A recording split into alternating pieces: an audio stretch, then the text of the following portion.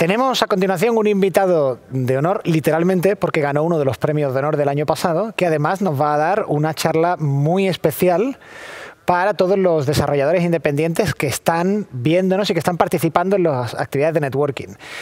Nada menos que Tim Willits, director creativo de Saber Interactive, que precisamente está encargado de recibir muchos pitches de muchos proyectos, nos va a explicar cómo se debe hacer un buen pitch de tu videojuego. Tim, so great to see you again. How are you doing? Good, good, good. Thank you for having me back. Thanks to you for attending us, for opening a window for the Fun and Serious Game Festival in your home. And I didn't want to take you to take any more time from your talk, so best of luck and enjoy. All right, thank you very much. Let me go ahead and share my screen here. There we go. I think that you all can see that. So yes, so I'm here to spend the next 30 minutes talking with you about how to make a game pitch. And yes, I am using the editing view. Okay, this is a practical lesson in how to give a game pitch. You know, this is not a talk about creating an idea. This is not a talk about how to make your idea sound great. This is a talk about how to make a basic pitch. And the reason that I am doing this talk is, you know, we've all gone to conventions and listened to great speakers, but sometimes it's really hard to take something away that is really practical for you. You know, and knowing that there are, you know, a lot of young teams and future game directors on this in this conference, I figured I would create a practical example because, you know, now that I am with Saber Interactive, you know, we have grown substantially over the last really 2-3 years. You know, we have 12 different studios. And we are working on well over 20 games, and we have about 1,300 employees. And we've picked up some really great studios like 4A Games and, you know, Zen Studios and Snapshot Games, along with a whole bunch of others. So lots of people come to us and pitch games, and I have been in pitches with industry legends who have created the worst game pitches ever, you know, or so what I want to do is make a practical example of what to do. So what I'm going to do is I'm actually going to use World War Z, our World War Z game pitch, as an example of how to structure a game pitch. And then next week, I have a class that I'm going to give, and then afterwards I will tweet out a link to this deck. So you can download it. You know, there are notes about what's important on each page in the comments section. And then you can use this PowerPoint as a template for making your own games. So let's jump right into it. So yes, I'm using World War Z. It's a game that Saber made, came out last year. Over 12, I think, million people have played this game. It's been crazy successful for us. So I'm using this as an example to talk about how to make a game pitch. Couple things to note. You know, no game pitch should take longer than 30 minutes. I have been in game pitches where people have talked with me for an hour about the setting of the game, and it's terrible. So 30 minutes, because most people's attention spans are only 45 minutes. Avoid walls of text, you know, because most of the things that you are going to talk about, you will fill in, because you as a game director or a producer will know what you're talking about. The game pitch is not a game design. So sometimes I've received game pitches that are just too detailed. You know, a lot of people think that they need to put way more detail into the game pitch than they need, and it just becomes too much. And don't read everything on the page unless it is written very cleverly. You know, lots of times, you know, we've seen pitches with a wall of text and a person just reads the text, you know, and I can read the text. I see the presentation. Just tell me what's important. And then be confident. You know, you're here pitching a game. show some passion and show that you have confidence in your game. And this deck that I have here, is kind of a standard premium type deck. Yes, I know that every game is different. And yes, I know that every game pitch is slightly different, and this may not work well for free to play or mobile games. But I think there are parts that probably, would. So yes, things will need to be adjusted. And then, so let's start out. The logo page. This is the first thing that you have up. Usually this is up while people are filing into the meeting.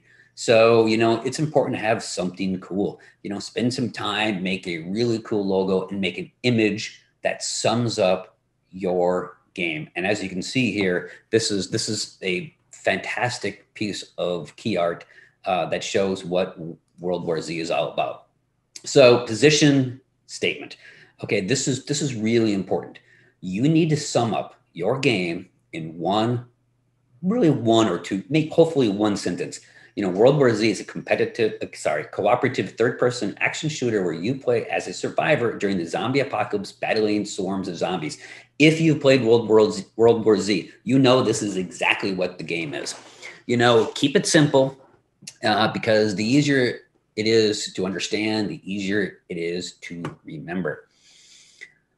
And again, I have like 25 or so slides. So you can see that when you do a talk and a game pitch, and you want to keep it to roughly 30 minutes, 25 slides is 20 slides, maybe perfect, because you want to spend like a minute or so on each slide. And then always somebody stops you for a question in the middle of your presentation. So once you establish your positioning statement, you need to talk about the opportunity. Now, this is something that lots of teams forget. They jump into their game, but the opportunity is, why is making this game gonna work? Why is it worth doing this game? What is the business justification for your game? And why will this idea work? So you have to remember also that there are really three key decisions that publishers need to make when making a game. You as a team, the financial and business terms of your game, and then really your game idea. And so the opportunity really kind of sums up why this game makes sense. So as you can see, World War Z is a popular movie and franchise with millions of fans. All right, so we already got built-in millions of fans. It's easily recognizable and simple to understand. It's a zombie apocalypse. Everyone knows what that is. And then I say that there's aspects of the franchise that can be created as video game elements, such as massive swarms of zombies. And zombie swarms is a key component of the game, and I'll talk about that in a bit. Overrun cities that are easy to understand, and then say, Saber Interactive has a long history of successful action games, and we have the experience, talent, and ability to create the video game experience of the movie. So this is the opportunity. This is why this game is worth doing. So this is important. Most people forget this slide. And then this is like we're super simple game definition. You can go either way if you really need this page, but if there's any question after your positioning statement, this can clarify it. Session-based online shooter, highly replayable, co-op, world-class action. So from a consumer-facing standpoint, what you're making. So then we jump into game pillars. And again, I realize that I'm moving fast. But again, I will send this out. You can download it. You can read my notes in the comments section, and you can build your own game pitch, using a similar format. So game pillars, every game has certain things that support the gameplay. For World War Z, we have fight together, zombie swarms, and world-class action. So state these in your presentation, and then we're going to talk about each one of these specifically. So what I have right after game pillars is I have unique selling points. You can argue that you should probably put this above game pillars, but you can go either way based on how you feel. So besides the opportunity, lots of game developers forget to talk about why their game is going to be unique. For World War Z, Zombie Swarms, if you played it, that's hugely unique to this game. Built for co-op play, it's not really unique because there's lots of co-op play. So this one's iffy, leverages strong brand awareness. Everyone, like I said, in the opportunity, everyone loves World War Z. Game mutilators allow for new experiences with the same content. So lots of replayability. So we could have possibly gotten away with not having this one here. So, and then the setting, again, setting in game pillars, you could possibly move setting up a little higher. And I have here the setting or the story summary. It depends on what type of game you are making. You can do setting, story, history, background, etc. at this kind of section of your game pitch. So you clearly state what it is. You state the opportunity. You state the unique selling points, and you hit the setting or the story.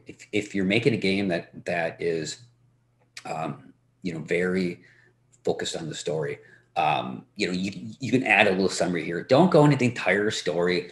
You can get to that later, but just kind of say where this game is taking place. And we say the world is overrun by zombies. We follow the survivor stories in the following cities. Perfect, simple, straightforward. We know exactly what we're talking about. And now we're going to get into the pillars. So you can see where I could have taken like the pillars and stuck it right here, done unique selling points, the setting, the pillars, and then went directly into them, because you want to restate each pillar on its own section. So you see fight together, and then I have fight together. Then you see zombie swarms, and I have zombie swarms. So state your pillars and then state why those are cool.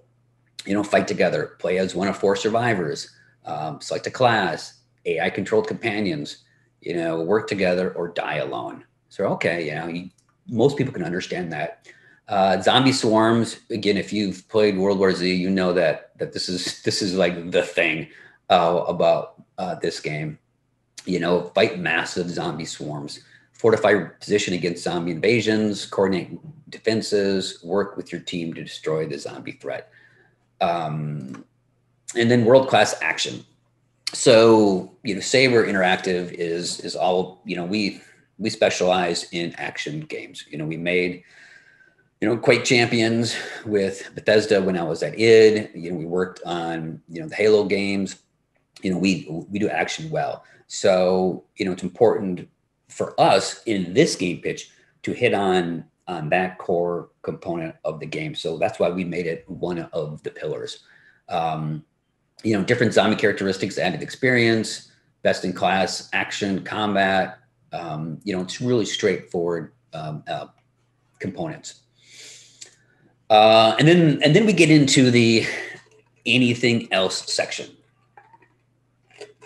So by this time, you've laid out what your game is, consumer facing aspects of your game. You've laid out the setting or the story. It's summary, and you've talked about your pillars. Now in this section that I call anything else section, it can be any kind of number of slides that you think is important, and here's where you hit on, how players will actually play your game. Always start with either like a gameplay slide or a gameplay loop. I've seen lots of pitches that have, really nice solid loop, like pick a mission, gear up, complete challenges, get rewards, spin your rewards, pick a mission, gear up. So you want to state pretty quickly, when you get into this section of the presentation, what exactly the game you are playing. So story spans over several chapters. Chapters take place in various movie-inspired locations, unique missions with different goals and objectives. Each chapter tells a story of a specific, four group survivors, and then again, I keep hitting, and you can see this, we keep hitting on work together, because remember, one of the three pillars is, never fight alone, we'll work together, cooperative. So we keep hitting on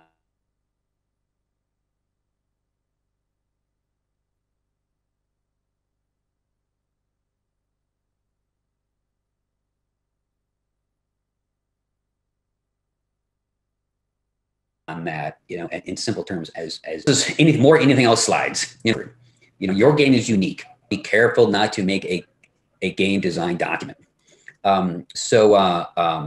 Again, I've seen game designers come with just pitches that are just full of text.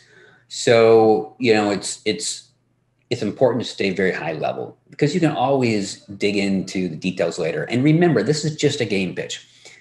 If your game gets accepted and you get funded and you start making this game, then you will make a game design document that has all the information you need, and you'll work with your publisher to ensure that, they clearly understand what you're making.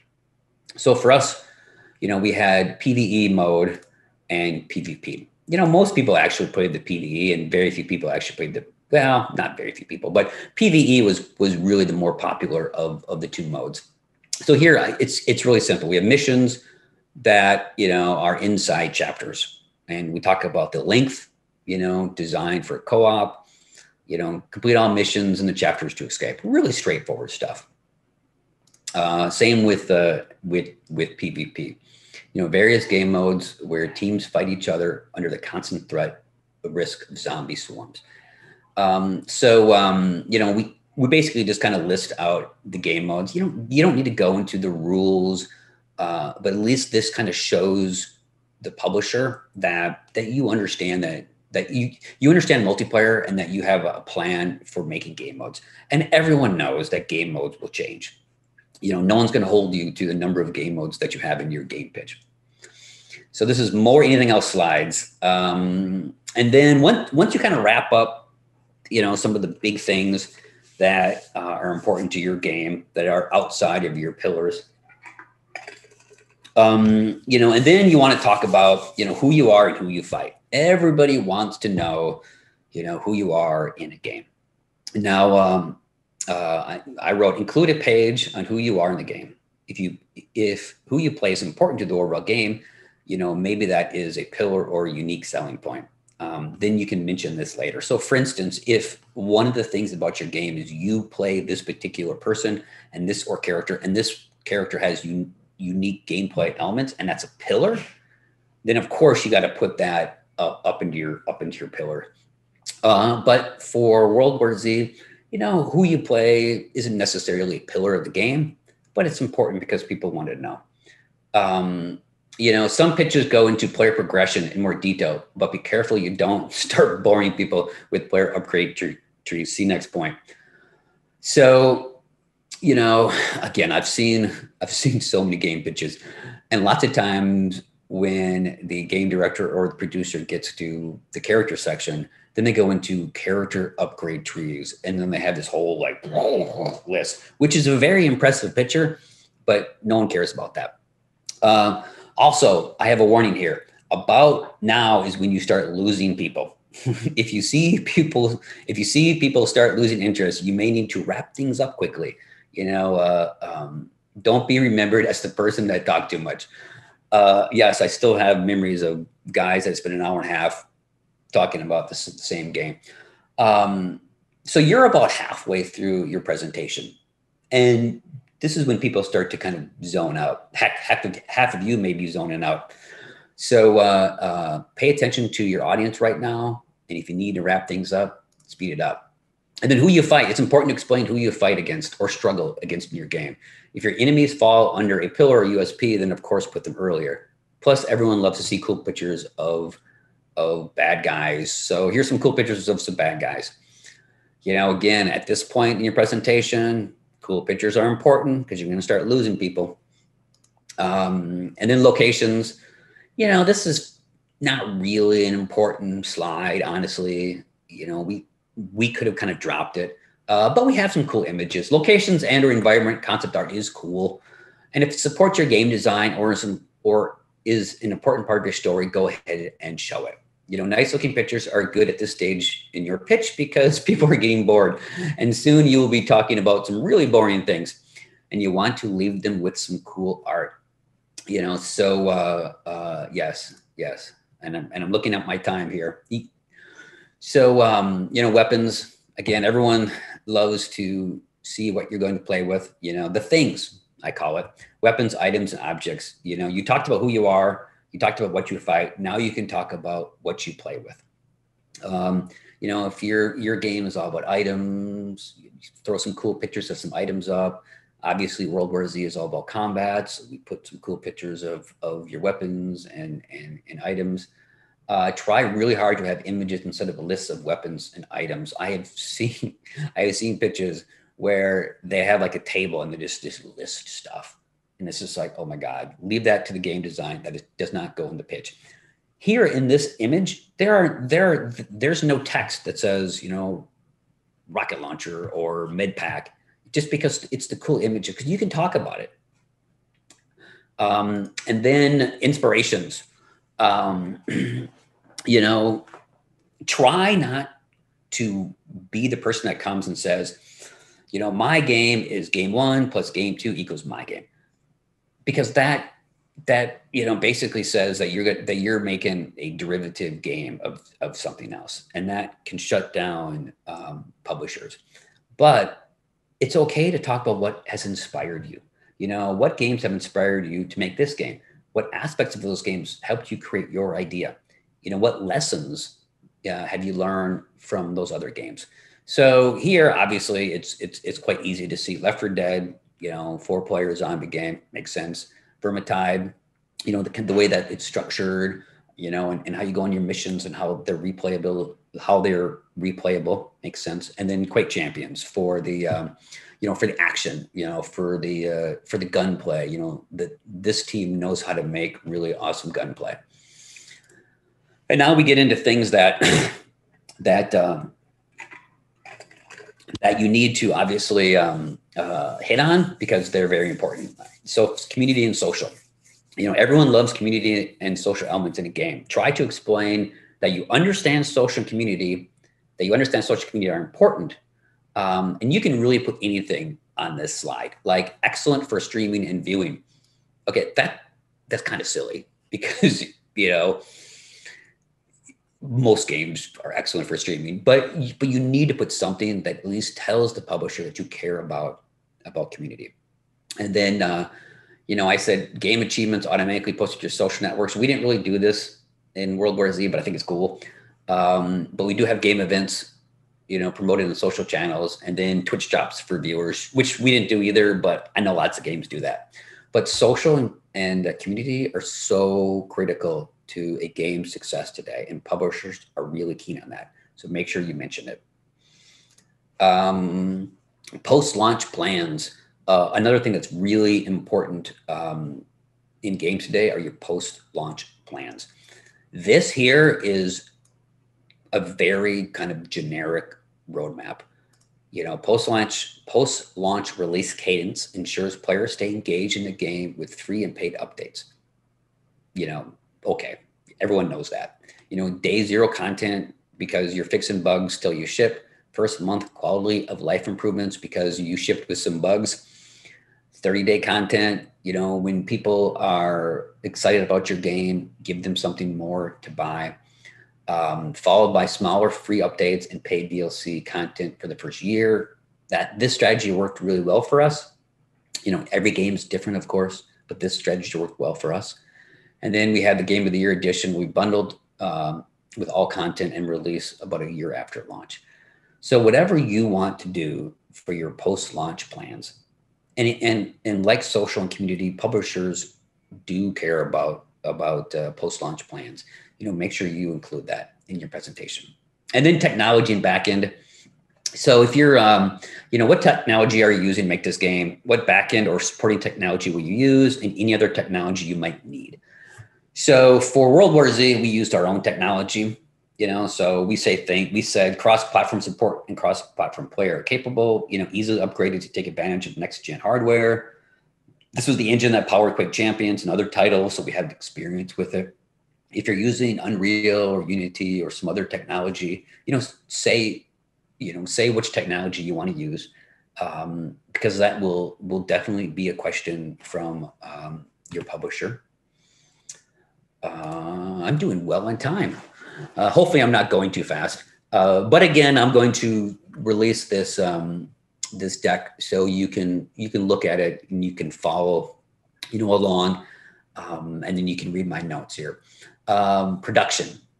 So now we get into the really high level kind of business aspects of your game. Production, this page puts the scope of your game in dollars. Basic timeline. Okay, so your development budget and your funding. Obviously for World War Z, we, Saber, funded the game ourselves. But, most teams are looking for funding. So you want to say, we believe that this game will cost X millions of dollars to make. You can say down here on this kind of broad funding, deal terms, you could say that, your team is looking for some percentage of the funding. You need 100% funding. You're willing to discuss ownership of the IP. You're looking for a rev share. You're open to business terms. So you want to say how much this game is going to cost roughly. You want to talk about how long it's going to make. And then this could, lots of pitches put kind of this page in here or this section where it kind of has the timeline. You don't really need to worry too much about the dates, but you should have some indication that you understand that you need like pre-production, production, alpha, beta, launch. But again, when the publisher decides to pick up your game, you will work with them on the dates, and then your platforms. What platforms are you planning on launching on? And then you want to end with why you're so awesome. Quick company summary. Remind them why you are awesome, and why they should be confident you will make a great game. For us, we've been around since 2001. We were purchased by the Embracer Group this year. Like I said, we have 12 studios around the world with 1,300 employees. We have a huge infrastructure. We have a great, support team. And Saber is one of the most diverse development studios in the world, from work to hire, project to self-publishing new franchises. So it's important to sum up why your team can do this. Maybe you have an employee that worked at a awesome place. Maybe, you have experience with other games. Maybe you've done this type of game before. Kind of sum up again, why you're awesome. And don't add a thank you page. You don't need a thank you page. Everyone thinks that they need to put a thank you page at the end. Heck, they should be thanking you because you brought a cool pitch to them. So you really don't need a thank you page. But what I do is I actually use the original artwork from the very first slide. So I put that up, and because you always want to answer questions and you want something nice to be on the screen or in the background when you're talking about the game.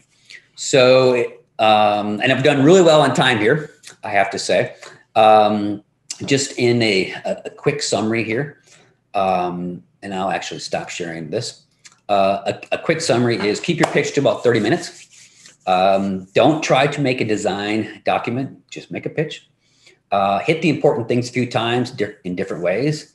Practice a lot, so which pages are coming up and you know how to position what you're saying. Create a consistent art format. If you saw in my example, the way that the art is arranged is all very consistent. Yes, it kind of shifts styles, but it's all very consistent. And people love pretty pictures. You know, find an artist, make some pictures, or just grab pictures off the internet. You know, this pitch is not going to be sent out to the world. If there is another idea, there's another game that helps you support your idea, grab that picture. You know, it doesn't matter. And also, never talk down to any of your slides.